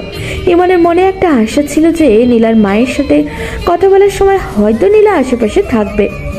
মায়ের পাশে বসে থাকলে ইমন অন্তত একবার থেকে দেখতে পাবে বা দুই একটা কথা বলা যাবে। একদিন ঠিকই তেমনই হলো। ইমন ভিডিও কল দিল এবং দেখলো নীলা তার মায়ের পাশেই বসে আছে। এই যে ইমন, কতদিন পর তোকে ভিডিও কলে দেখলাম রে। তুই তো দিন দিন শুকিয়ে যাচ্ছিস। ওখানে ঠিক মতো খাওয়া দাওয়া করিস তো? এই দেখ, নীলা আমার পাশেই আছে। ও তো তোকে অনেক মনে করে, কিন্তু মুখে কিছু বলে না। কেমন আছো তুমি? আমি ভালো আছি। আপু কেমন আছে? আপু, তুমি কি আমার উপর এখনো রেগে আছো? দেখো আমি অনেক দূরে চলে এসেছি, অন্তত একবার তো হাসি মুখে কথা বলতে পারো। আমি প্রতিদিন তোমার ফোনের অপেক্ষায় থাকি। এমন স্ক্রিনের দিকে খুব তৃষ্ণার্ত চোখে তাকিয়েছিল। সে আশা করেছিল নীলা হয়তো এবার একটু হাসবে বা তার দিকে তাকাবে, কিন্তু নীলা ইমনের দিকে এক নজরও তাকিয়ে দৃষ্টি সরিয়ে নিল। তার চোখে মুখে কোনো আবেগের চিহ্ন ছিল না। সে খুব সাধারণভাবে তার মায়ের কানের কাছে গিয়ে কিছু একটা বলল। আম্মু, আমি এখন একটু লাইব্রেরিতে যাচ্ছি, আমার কিছু বই দরকার। ইমনের সাথে তুমি কথা বলো, আর ইমনকে বলো ও যেন সাবধানে থাকে। আমার আসতে আমার আসলে অনেক কাজ, আমি এখন কথা বলতে পারছি না। আপু শোনো, মাত্র তো ফোন দিলাম, এখনই চলে যাবে? 2টা মিনিট দাঁড়াও, তোমার সাথে আমার অনেক কথা আছে। প্লিজ একবার সরাসরি আমার দিকে তাকাও। তোমার কথা শোনার জন্য আমি সারাদিন অপেক্ষা করি। ইমনের কথাগুলো যেন নীলার কানেই গেল না। সে ইনিয়ে বিনিয়ে আম্মুকে এটা এটা বলে ঘরে বেরিয়ে গেল। ইমন স্পষ্ট বুঝতে পারল নীলা তাকে এড়িয়ে যাওয়ার জন্যই লাইব্রেরির বাহানা দিল। ভিডিও কলের স্ক্রিনে নীলার খালি জায়গাটার দিকে তাকিয়ে ইমনের বুকটা ফেটে যাচ্ছিল। সে বুঝতে পারল না নীলা তাকে শুধু শাস্তি দিচ্ছে না, বরং তার জীবন থেকে ইমনের অস্তিত্ব মুছে ফেলতে চাইছে। কিরে ইমন, চুপ হয়ে গেলি কেন? নীলা তো ছোটবেলা থেকেই একটু জেদি, তুই তো জানিস। হয়তো পড়াশোনায় অনেক চাপ ওর উপর, তাই কথা বলতে পারলো না। তুই মন খারাপ করিস না বাবা। না, মন খারাপ করবো কেন? আমি জানি ওর অনেক কাজ। ঠিক আছে, তুমি ভালো থেকো, আমি পরে আবার ফোন দেব। ইমন ফোনটা কেটে দিয়ে তার ল্যাপটপের সামনে মাথা নিচু করে বসে রইল। আমেরিকার এই ঝলমলে শহরে থেকেও সে নিজেকে খুব নিঃস্ব মনে করছিল। নীলা যে তাকে এতটা উপেক্ষা করবে সেটা সে কোনোদিনও ভাবেনি। তার প্রতিটা দিন কাটছিল এক অসহ্য যন্ত্রণার মধ্যে। ইমনের মনে হচ্ছিল সে যে মুক্তি চেয়েছিল, আর সেই মুক্তি তার জীবনের সবচেয়ে বড় অভিশাপ হয়ে দাঁড়িয়েছে। নীলার এই নীরবতা তাকে তিলে তিলে শেষ করে দিচ্ছে। দেখতে দেখতে পুরো 5টা বছর কেটে গেল। এই 5টা বছরে ইমন নিজেকে অনেক যোগ্য করে তুলেছে ঠিকই, কিন্তু তার মনের ভেতরে সবসময় এক রকমের হাহাকার ছিল। সে প্রতিদিন নিয়ম করে নীলার ফোনে কল দিত, কিন্তু নীলা একটা বারও তার ফোন রিসিভ করেনি। ইমন মনে মনে ঠিক করেছিল এবার সে দেশে ফিরে সরাসরি নীলার বাবার কাছে গিয়ে তাকে নিজের জন্য চাইবে। ইমন কাউকে না জানিয়েই দেশে ফেরার সিদ্ধান্ত নিল, কারণ সে সবাইকে সারপ্রাইজ দিতে চেয়েছিল। এয়ারপোর্ট থেকে সরাসরি বাসায় না গিয়ে আমি এই ভার্সিটিতে কেন আসলাম জানি না। হয়তো তোমাকে দেখার জন্য আমার মনটা ছটফট করছিল। এই 5 বছর আমি প্রতিটা রাতে তোমার জন্য কেঁদেছি আপু, কিন্তু এখানে এসে আমি যা দেখছি তা তো আমার কল্পনাতেও ছিল না। তুমি কি আসলেও আমাকে ভুলে গেছো? ইমন ভার্সিটির গেটের আড়ালে দাঁড়িয়ে যা দেখছিল তাতে তার শরীর থর থর করে কাঁপছিল। সে দেখল নীলা এখন আর সেই চঞ্চল মেয়েটি নেই, সে এখন এই ভার্সিটির একজন শিক্ষিকা। কিন্তু তাকে দেখেই ইমনের বুকটা ফেটে যাচ্ছে, কারণ নীলা ছাদের রেলিং ধরে দাঁড়িয়ে একজন ইয়াং প্রফেসরের সাথে কফি খাচ্ছে। সেই প্রফেসরের নাম সানি। সানি নীলার দিকে তাকিয়ে খুব মিষ্টি করে হাসছে আর অনেক কথাও বলছে। নীলা ম্যাডাম, আপনি কফিটা ট্রাই করে দেখুন, এটা আমাদের নিজের হাতে বানানো। আপনার আজকের ক্লাসটা কিন্তু দারুণ ছিল। স্টুডেন্টরা সবাই আপনার প্রশংসায় পঞ্চমুখ। আসলে আপনি যখন কোনো বিষয় নিয়ে কথা বলেন তখন মনে হয় সময়টা যেন ওখানেই থেমে গেছে। আপনি কেন সবসময় এত গম্ভীর হয়ে থাকেন বলুন তো? জীবনটা তো উপভোগ করার জন্যে। এই যে দেখুন, আজকের আবহাওয়াটা কত চমৎকার, অথচ আপনি এখনও সেই পুরনো বইয়ের পাতায় ডুবে আছেন। একটু হাসুন না, আপনাকে হাসলে আরো অনেক বেশি সুন্দর লাগে। থ্যাংক ইউ সানি সাহেব। আসলে আমার জীবনটা এখন অনেক বেশি নিয়মের মধ্যে চলে এসেছে। হাসি বা আনন্দ করার মতো সময় বা ইচ্ছে কোনোটাই এখন আর আগের মতো নেই। আর ক্লাসের কথা বলছেন, ওটা তো আমার দায়িত্ব, আমি শুধু আমার সেরাটা দেওয়ার চেষ্টা করি। আপনার কফিটা আসলেও খুব ভালো হয়েছে, অনেকদিন পর এত সুন্দর কফি খেলাম। বাহ, আপনার মুখে প্রশংসা শুনে তো আমার বুকটা ভরে গেল। আমি তো ভেবেছিলাম আপনি হয়তো কফিটা খেয়ে বলবেন ভালো হয়নি। আচ্ছা নীলা ম্যাডাম, বিকেলে কি আপনার কোনো কাজ আছে? যদি ব্যস্ত না থাকেন তবে আমরা কি একসাথে কোথাও একটু ডিনার করতে পারি? আমি অনেক দিন ধরে আপনাকে এই কথাটা বলবো ভাবছিলাম, কিন্তু আপনার গম্ভীর মুখ দেখে সাহস পাইনি। আর যেহেতু আপনি আমার কফির প্রশংসা করেছেন, তাই সাহস করে বলেই ফেললাম। আমাদের মধ্যে একটা সুন্দর বন্ধুত্ব তো হতেই পারে, তাই না? ডিনার? আমি আসলে ঠিক জানি না সানি সাহেব, আমার বাসায় ফিরতে দেরি হয়ে যায় আর মা একা থাকেন। তবে আপনি যখন এত করে বলছেন আমি ভেবে দেখব। বন্ধুত্ব তো অবশ্যই হতে পারে, আপনি তো আমার সহকর্মী। শুধু সহকর্মী কেন, আমি তো চাইছি আপনি আমাকে আপনার কাছে কোনো বন্ধু ভাবুন। আপনি সবসময় একটা দেয়াল তুলে রাখেন নিজের চারপাশে। এই দেয়ালটা ভেঙে একটু বাইরে এসে দেখুন, পৃথিবীটা অনেক সুন্দর। আপনার মতো একজন গুণী আর সুন্দরী মানুষের সাথে সময় কাটাতে পারলে আমি নিজেকে খুব ভাগ্যবান মনে করব। প্লিজ না করবেন না। আমি বিকেলের জন্য অপেক্ষা করব কিন্তু। দূর থেকে ইমন তাদের সব কথা শুনতে পাচ্ছিল। সানির প্রতিটা কথা যেন ইমনের বুকে তীরের মতো বিঁধছিল। ইমন দেখলো নীলা একদমই সানিকে বাধা দিচ্ছে না, বরং তার সাথে হাসি মুখে কথা বলছে। যে নীলা ইমনের জন্য একসময় পাগল ছিল, সে নীলা আজ অন্য পুরুষের সাথে ডিনারে যাওয়ার কথা ভাবছে। ইমনের মনে হলো তার পৃথিবীটা হয়তো ওখানেই শেষ হয়ে গেছে। আমি তো ভেবেছিলাম তুমি আমার জন্য অপেক্ষা করবে। আমি ভেবেছিলাম আমি দেশে ফিরলে তুমি সব অভিমান ভুলে আমাকে জড়িয়ে ধরবে, কিন্তু তুমি তো অন্য কারোর সাথে ডিনারে যাওয়ার প্ল্যান করছো। সানি নামের এই লোকটা তোমার কত কাছের হয়ে গেছে যে তুমি তাকে না বলছো না। আমি কি তবে আসলেই অনেক বড় ভুল করে ফেললাম দেশে ফিরে? তুমি তো দেখছি এখন অনেক সুখে আছো।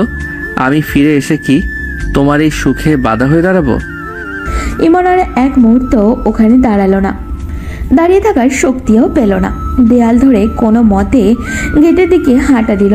তার দু চোখ দিয়ে এখন শুধু নোনা জল পড়ছে। যে স্বপ্ন নিয়ে সে 5 বছর পর ফিরেছে, সেই স্বপ্ন যেন ধুলোয় মিশে গেল ওর। ইমনের মনে হলো সে এখন একদমই একা।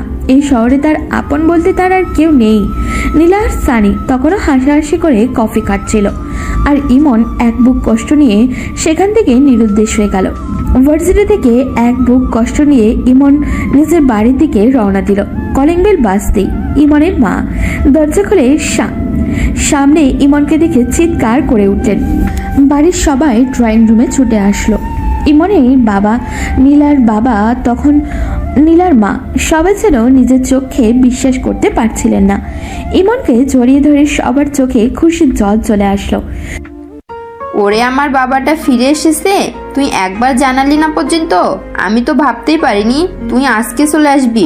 কত শুকিয়ে গেছিস তুই ওখানে। ইমন তো আমাদের সবার মুখ উজ্জ্বল করেছে। ওখানকার টপ ইউনিভার্সিটি থেকে রেজাল্ট করেছিস তুই।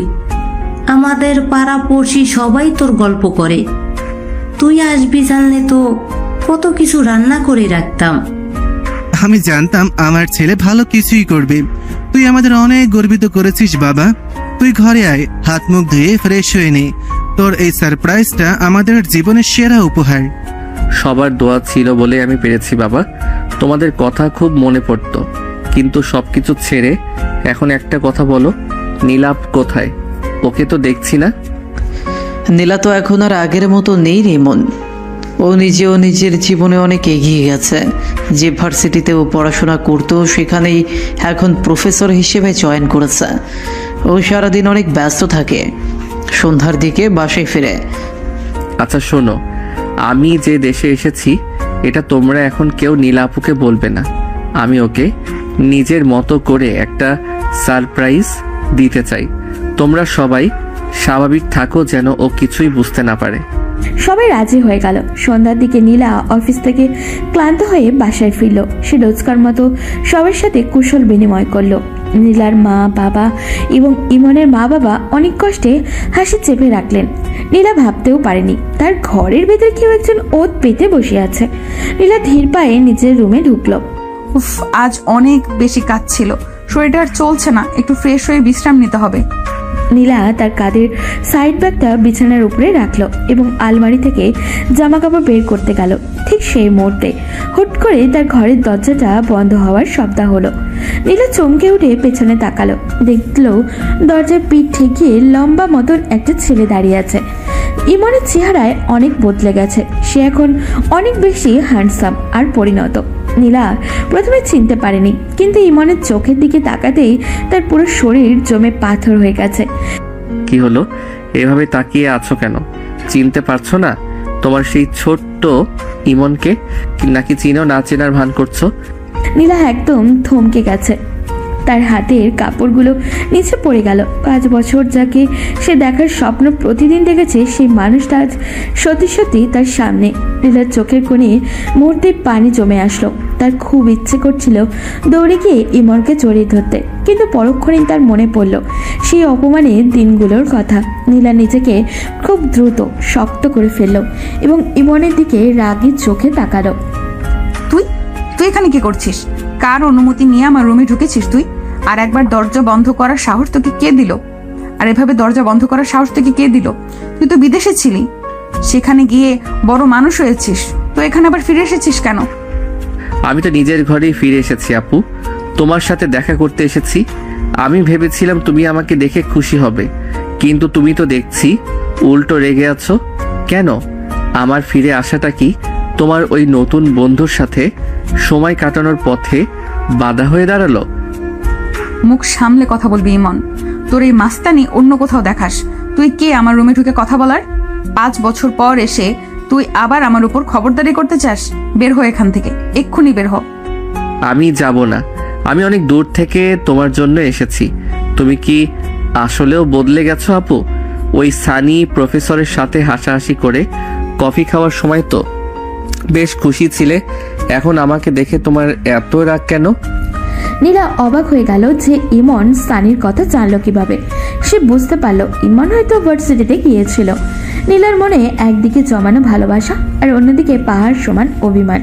সে বুঝতে পারছিল না ইনি ইমনের উপরে রাগ করবে নাকি তার ফিরে আসাতে আনন্দ করবে, কিন্তু সে স্থির করলো সে সহজে ইমনের কাছে হার মানবে না। তুই কি দেখেছিস বা কি শুনেছিস তাতে আমার কিছুই যায় আসে না। তুই চলে গেছিস, নিজের জীবন গুছিয়েছিস, আমিও আমার মতো বাঁচতে শিখে গেছি। এখন দয়া করে আমার রুম থেকে বেরিয়ে যা, তোর সাথে কথা বলার মতো কোনো মুড আমার নেই। নীলার এই অবহেলার কথাগুলো শুনে ইমনের মাথায় রক্ত একদম চলে গেল। সে 5 বছরের জমানো কষ্ট আর একটু আগে ভার্সিটিতে দেখা সেই দৃশ্য সহ্য করতে পারছিল না। ইমনের ভেতরে যেন আগুন জ্বলছিল, সে আর নিজেকে সামলাতে পারল না। অনেক হয়েছে আপু, আর একটা কথাও বলবে না? কার অনুমতি নিয়ে রুমে ঢুকেছি মানে কি? আমার সাথে এমন ব্যবহার করার সাহস তুমি কোত্থেকে পাও? আমি কি তোমার কেউ না? ইমন রাগে ফুসতে ফুসতে এক ঝটকায় তেড়ে গেল নীলার দিকে। নীলা কিছু বুঝে ওঠার আগেই ইমন তাকে 2 হাত দিয়ে শক্ত করে ধরে দেওয়ালের সাথে চেপে ধরল। ইমনের এই দ্রুত মূর্তি দেখে নীলা মনে মনে কিছুটা ভয় পেয়ে গেল, কিন্তু সে মুখে সেটা প্রকাশ করলো না। বলো, ওই ছেলেটাকে যার সাথে দাঁড়িয়ে তুমি হাসাহাসি করছিলে আর কফি খাচ্ছিলে? তুমি না আমাকে বলতে যে আমাকে ভালোবাসো? তবে কি এই 5 বছরে তোমার ভালোবাসা অন্য কোথাও চলে গেছে? আমাকে শিকল বলে মুক্তি দিয়ে এখন কি অন্য কারো গলার হার হতে চাইছো? তুই কি উল্টাপাল্টা বকছিস ইমন? ছাড়, আমাকে লাগছে আমার। তুই কার কথা বলছিস আমি তো কিছুই বুঝতে পারছি না। তুই দেশে ফিরেই আমার সাথে এমন অভদ্র আচরণ করার সাহস কিভাবে পেলি? ভালোই তো ন্যাকামি করছো। ভার্সিটিতে গিয়ে তো খুব পড়াশোনা করাও দেখলাম, নাকি ছাত্রদের পড়াশোনার চেয়ে অন্য টিচারদের সাথে ঢলাঢলি করার শখটা বেশি জেগেছে? ওই সানি নামের ছেলেটার সাথে তোমার কিসের এত মাখামাখি শুনি? নীলা একবার থমকে গেল। সে বুঝতে পারলো ইমন তাকে ভার্সিটিতে দেখেছে। নীলার মনে হলো ইমন তাকে নিয়ে আজে বাজে সন্দেহ করেছে, যেটা তার সহ্য হলো না। সে ইমনের দিকে ঘৃণা ভরা চোখে তাকালো। ও, তার মানে তুই ভার্সিটিতেও গিয়েছিলি আমার পেছনে গোয়েন্দাগিরি করতে? তুই সব কথা কিভাবে জানলি সেটা আমার দেখার বিষয় নয়। আর সানির সাথে আমার কি সম্পর্ক সেটা তোকে কেন বলবো? আমি তো এখন মুক্ত। তুই তো আমাকে মুক্তি দিয়ে বিদেশে গিয়েছিলি, এখন আমি যা খুশি করি না কেন তাতে তোর কি? আমার কি মানে? তুমি আমার আপু, তুমি আমার ভালোবাসা। আমি তোমাকে অন্য কারোর সাথে হাসাহাসি করতে দেখেও চুপ করে থাকবো? আমি অন্য ছেলেদের সাথে ঢলাঢলি করি বা কাউকে বিয়ে করি, তাতে তোর মাথা ব্যথা কেন? আমি যা ইচ্ছা করব। সানি তোকে অপমান করে কথা বলে না, ও আমাকে অনেক সম্মান করে। দরকার হলে আমি সানিকেই বিয়ে করব। তুই তো শুধু আমাকে কাঁদতে শিখিয়েছিস। বিয়ের কথায় নীলার মুখে শোনা মাত্র ইমনের ধৈর্যের সব বাঁধ ভেঙে গেল। তার চোখগুলো যেন লাল হয়ে উঠল। সে নীলাকে আরো শক্ত করে চেপে ধরল। নীলা ব্যথায় কুকড়ে যাচ্ছিল, কিন্তু ইমন আজ অন্ধ হয়ে গেছে। অন্য কাউকে বিয়ে করবে? এত সাহস তোমার? আমার ভালোবাসা থাকতে তুমি অন্য কারো হবে, এটা আমি বেঁচে থাকতে হতে দেব না। তুমি আমাকে যতটা পাগল ভাবো, আমি তার চেয়েও বেশি পাগল হয়ে গেছি। নীলা কিছু একটা বলতে গিয়েও মুখ খুলতে পারল না, কারণ পরক্ষণে ইমন নীলাকে অবাক করে দিয়ে জোর করে তার ঠোঁটের সাথে নিজের ঠোঁট ডুবিয়ে দিল। নীলা ছটফট করতে চেয়েছিল, কিন্তু ইমনের গায়ের শক্তির কাছে সে আজ বড়ই অসহায়। ইমনের চুমুর মধ্যে রাগ, অভিমান আর বছরের পর বছর জমে থাকা ভালোবাসা মিশেছিল। নীলা প্রথমে পাথরের মতো শক্ত হয়ে থাকলেও আস্তে আস্তে তার শরীর শক্তি কমে আসলো, তার চোখ দিয়ে অঝরে পানি পড়তে লাগলো। অনেকদিন পর ইমনের স্পর্শ পেয়ে সে রাগ করতে চেয়েও পারল না। রুমের পরিবেশটা মুহূর্তেই এক গভীর উত্তেজনা আর ভালোবাসায় ভরে উঠল।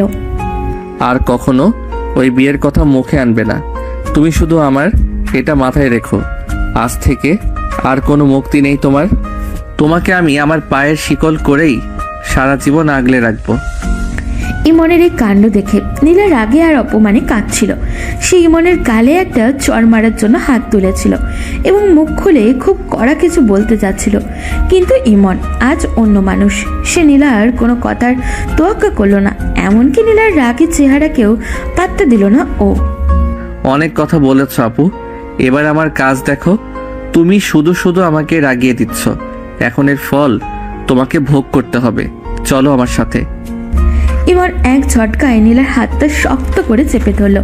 নীলা হাত ছাড়ানোর জন্য অনেক চেষ্টা করলো, কিন্তু ইমনের হাতের বাঁধন ছিল লোহার মতো শক্ত। ইমন নীলাকে প্রায় টানতে টানতে ঘর থেকে বের করে সোজা ড্রয়িং রুমে নিয়ে আসলো।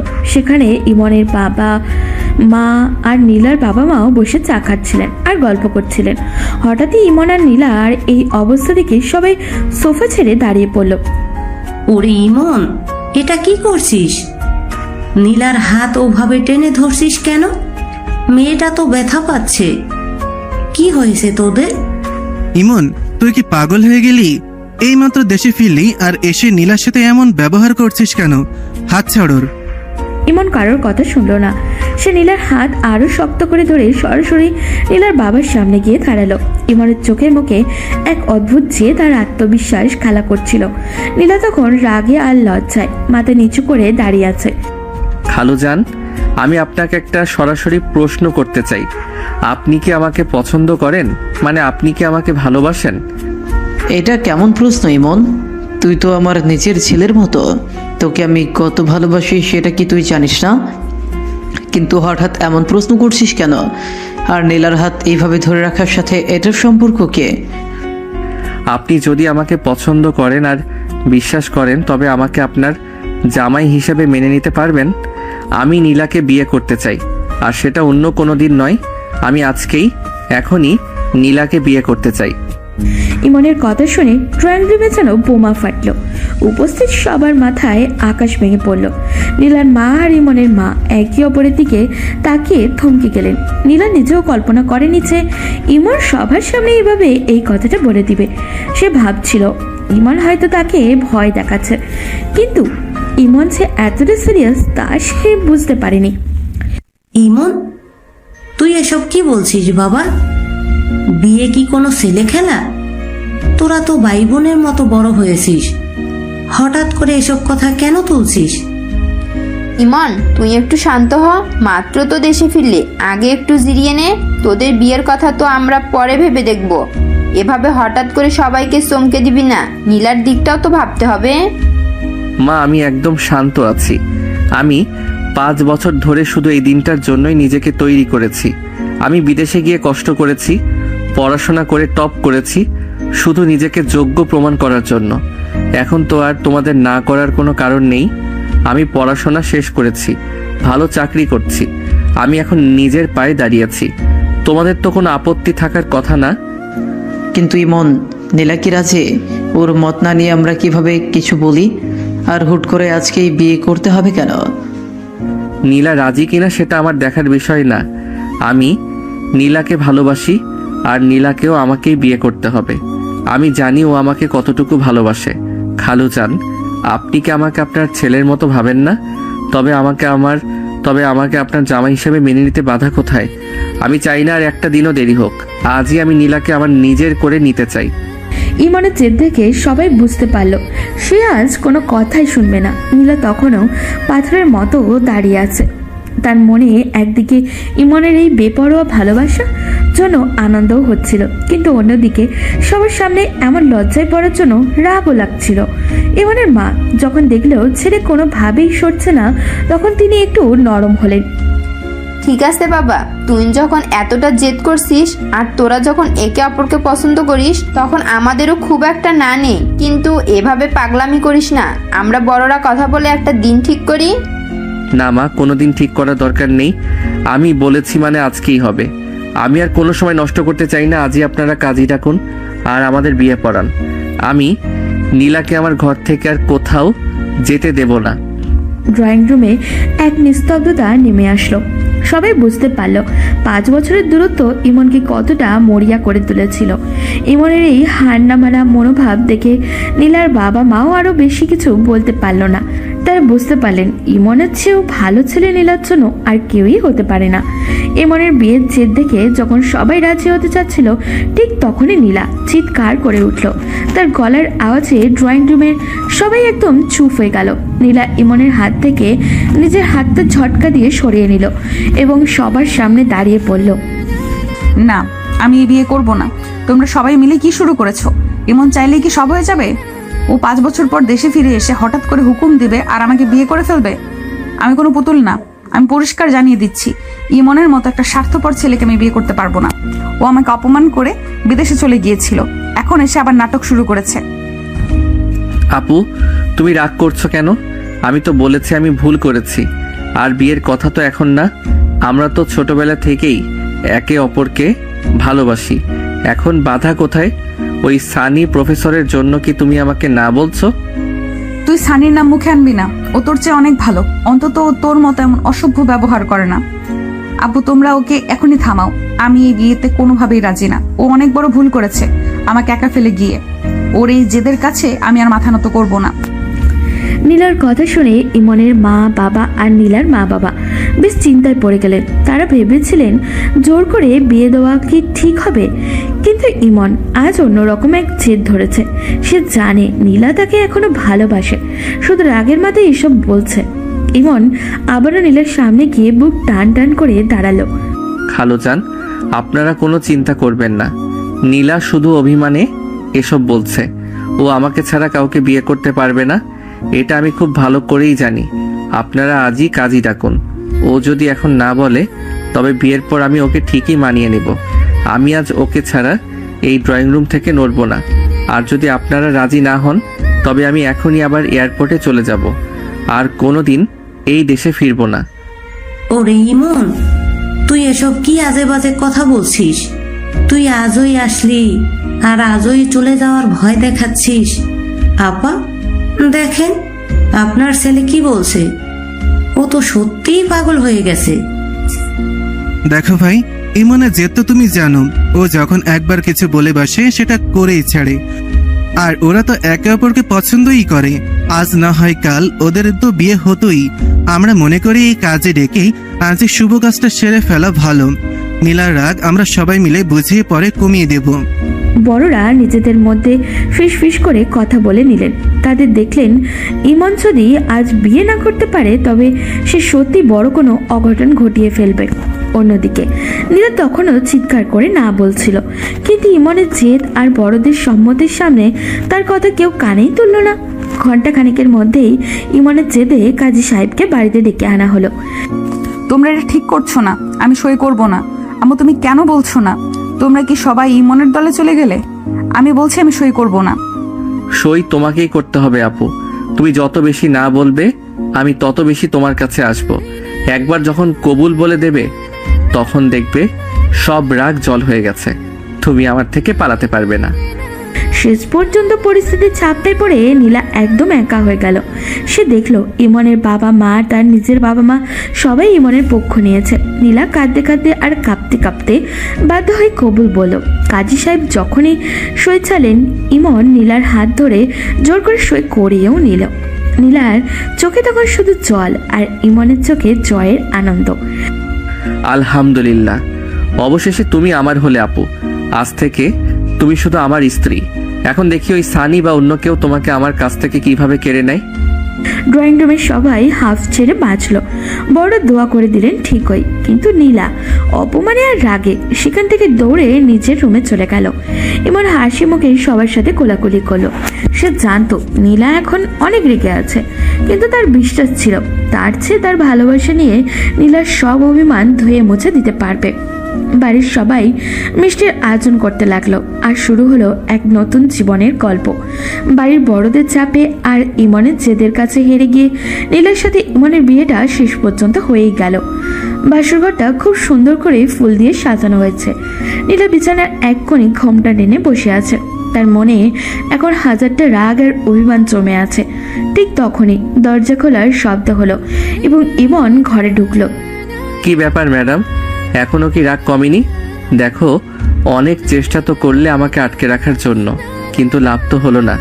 শেষ পর্যন্ত কিন্তু তুমি আমার ঘরের বউ হয়েই আসলে। এখন আর পালিয়ে কোথায় যাবে? তুই আমার সাথে কথা বলবি না ইমন।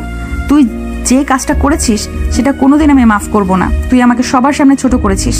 জোর করে বিয়ে করা মানে কি ভালোবাসা পাওয়া? তুই আমার শরীর পাবি হয়তো, কিন্তু মন পাবি না। আমি তোকে ঘৃণা করি। ঘৃণা তো তুমি অনেক বছর ধরেই করছো আপু, তাতে কি আমার ভালোবাসা কমে গেছে? আর তুমি তো সানি সাহেবের সাথে খুব ডিনার করার প্ল্যান করছিলে। এখন করো দেখি। বাসর ঘরে আমি ছাড়া আর কেউ নেই। তুমি যতই রাগ করো না কেন, আমি জানি তোমার মনের ভেতর এখনো আমিই আছি। ইমন ধীর পায়ে নীলার খুব কাছে গিয়ে বসলো। নীলা সরে যেতে চেয়েছিল, কিন্তু ইমন এক ঝটকায় নীলার কোমর ছড়িয়ে ধরে তাকে নিজের খুব কাছে টেনে নিল। নীলা ইমনের বুকে ধাক্কা দিয়ে সরিয়ে দেওয়ার চেষ্টা করলো, কিন্তু ইমনের গায়ের শক্তির সামনে সে কিছুই করতে পারল না। এই 5 বছর আমি প্রতিটা রাত তোমার কথা ভেবে কেঁদেছি। একবার ভাবলে না আমার কেমন লেগেছে? তুমি ফোন ধরতে না, কথা বলতে না, আমাকে তিলে তিলে মেরে ফেলেছিলে তুমি। এখন আমি তোমাকে পেয়েছি, আমি কি তোমাকে এত সহজে ছাড়বো? তোমার ওই অভিমান আমি আজ সব শেষ করে দেব। তুই আমাকে ছাড় ইমন। তুই অনেক বদলে গেছিস। তোর এই ব্যবহার আমার সহ্য হচ্ছে না। তুই কি ভাবছিস জোর করে আমার কাছাকাছি আসলে আমি তোকে ভালোবেসে ফেলবো? কখনো না। তুই বিদেশে গিয়ে অনেক বড় হয়ে গেছিস ঠিকই, কিন্তু মানুষ হতে পারিসনি। আমি মানুষ হতে চাই না আপু, আমি শুধু তোমার হতে চাই। তুমি আমার উপর যত খুশি রাগ করো, কিন্তু আমাকে দূরে ঠেলে দিও না। আমি জানি তুমিও আমাকে অনেক মিস করেছো। তোমার চোখের এই পানি বলে দিচ্ছে তুমি আমাকে কতটা ভালোবাসো। ইমন আলতো করে নীলার চোখের পানি মুছে দিল। তারপর সে নীলার কপালে একটা দীর্ঘশ্বাস চুমু খেলো। ইমনের হাতের ছোঁয়ায় নীলার শরীর যেন অবশ হয়ে আসছিল। তার মনে জমানো সব রাগ আস্তে আস্তে নরম হতে শুরু করলো। ইমনের গায়ের সেই পরিচিত ঘ্রাণ নীলাকে মাতাল করে দিচ্ছিল। আর কতদিন আমাদের মধ্যে এই দেয়াল তুলে রাখবে? আমাদের তো সব ঠিক হয়ে যেতে পারে। চলো না আমরা আগের মতো হয়ে যাই। আমি কথা দিচ্ছি আমি আর কোনোদিন তোমাকে ছেড়ে কোথাও যাব না। আমি তোমাকে অনেক সুখে রাখবো। তুই আসলেও একটা পাগল। আমি তোর সাথে কেন যে পারি না তুই জানিস। তুই যখন আমাকে বিয়ের জন্য জোর করছিলি তখন আমার খুব ইচ্ছে করছিল তোকে একটা চড় মারতে, কিন্তু আবার এটাও মনে হচ্ছিল কেউ আমাকে পাওয়ার জন্য এতটা পাগল হতে পারে। আমি তোমার জন্য সব করতে পারি। তুমি চাইলে আমি সারা জীবন তোমার হাতের পুতুল হয়ে থাকতে পারি। শুধু আমাকে একটু ভালোবাসো। আমি তোমার মুখ থেকে একবার শুনতে চাই যে তুমি আমাকে মাফ করে দিয়েছো। নীলা আর নিজেকে সামলাতে পারল না। সে ইমনের বুকে মাথা রেখে ফুপিয়ে কেঁদে উঠল। তার সব অভিমান যেন মুহূর্তেই গলে জল হয়ে গেল। ইমন নীলাকে আরো শক্ত করে জড়িয়ে ধরল এবং তার চুলে মুখ গুজে দিল। বাসর ঘরের নিস্তব্ধতায় শুধু দুজনের নিঃশ্বাসের শব্দ শোনা যাচ্ছিল। এই তো আমার লক্ষ্মী আপু, আজ থেকে আমাদের এক নতুন জীবন শুরু হলো। আমি তোমাকে এত ভালোবাসা দেব যে তুমি পুরনো সব কষ্ট ভুলে যাবে। এখন তো আর ওই সানির নাম মুখে আনবে না তো? তুই একটা আস্ত গাধা। সানি শুধু আমার সহকর্মী ছিল।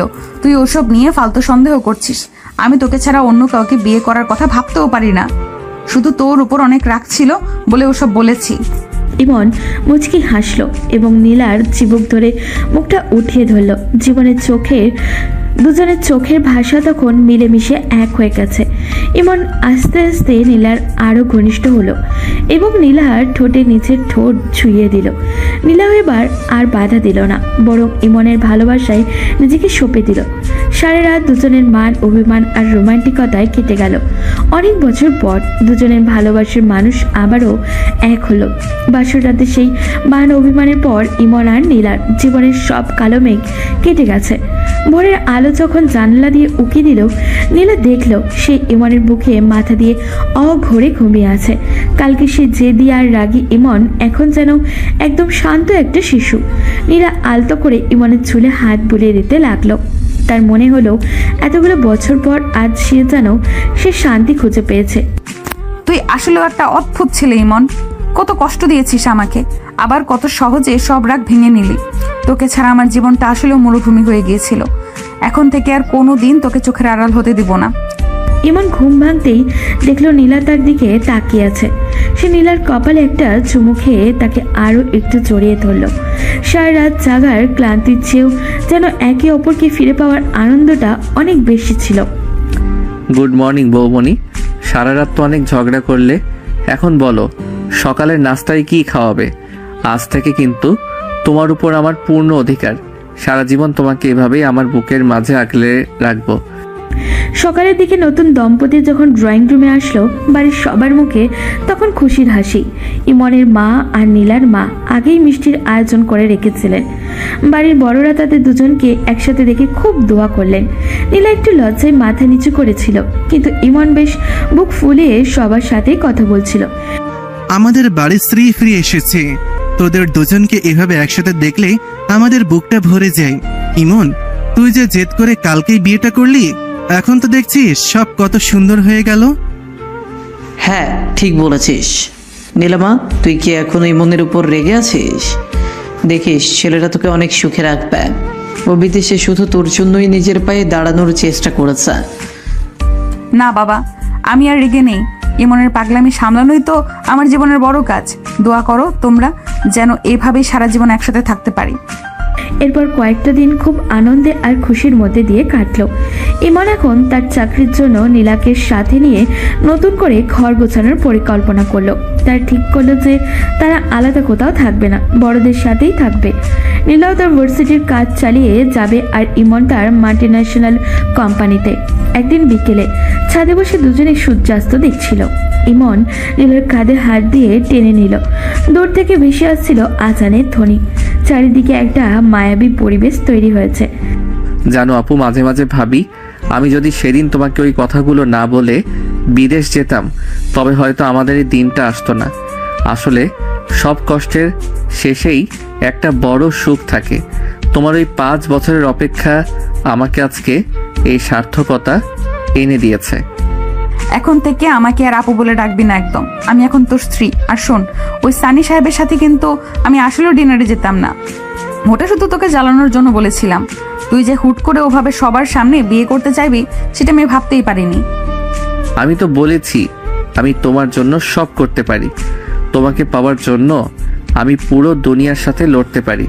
এখন থেকে আমাদের জীবনে আর কোনো লুকোচুরি থাকবে না, শুধু থাকবে অগাধ ভালোবাসা। নীলা মুচকি হেসে ইমনের কাঁধে মাথা রাখলো।